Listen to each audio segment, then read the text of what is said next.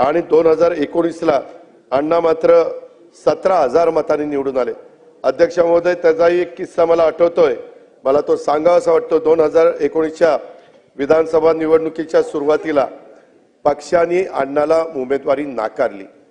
त्या शिलवंत का कोणाला तरी उमेदवारी, सुलक्षणा शिलवंत, त्यांना उमेदवारी दिली। मी गप्प बसलो। प्रांताध्यक्ष जयंतराव होते। जयंतराव म्हणलं अण्णाला कशाला कापलं, त्याला द्या राव। ते म्हणले दादा सगळेच काही माझ्या संमतीनं होत नाही। बरं म्हणलं हरकत नाही। त्याच्यानंतर एबी फॉर्म, माझा मतदारसंघ मोठा असल्यामुळं जिल्हा, मी पक्षाचा एक कार्यकर्ता होतो, परंतु जयंतरावांनी मला एबी फॉर्म 1-2 जास्त दिले। अध्यक्ष महोदय, मी रात्री 12ला निघालो। अण्णाला एक्सप्रेस हायवे संपतो ना तिथं 2 वाजता बोलवलं आणि त्याला म्हणलं हे हा एबी फॉर्म, आणि उद्या 11ला पहिला जा आणि एबी फॉर्म भरून राष्ट्रवादीचं तिकीट म्हणून तू भरून टाक। अण्णा म्हणलं असं? अहो ते जाहीर तर शिलवंतला झालं, तुला काय करायचं बाकीचा, तू फॉर्म भर।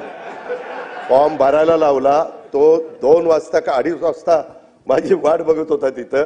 मी गुपचूप त्याच्याकडे फॉर्म दिला। जयंतरावला म्हणलं जयंतराव जरा वेगळं केलंय, फक्त तुमची संमती द्या। काय केलं असेल तर ते आई संमती, पण माझं नाव सांगू नका। बरं नाही म्हणलं सांगतो। त्याच्यामध्ये त्या पद्धतीनं अध्यक्ष महोदय त्याला उमेदवारी दिली।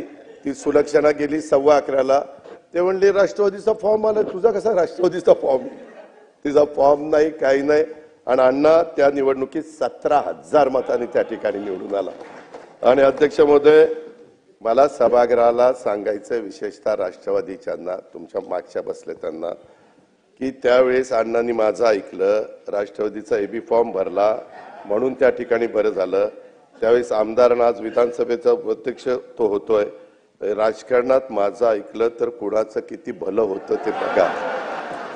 हे आता बऱ्याच जणांच्या लक्षात आलं असेल। एबीपी माझा, उघडा डोळे बघा नीट।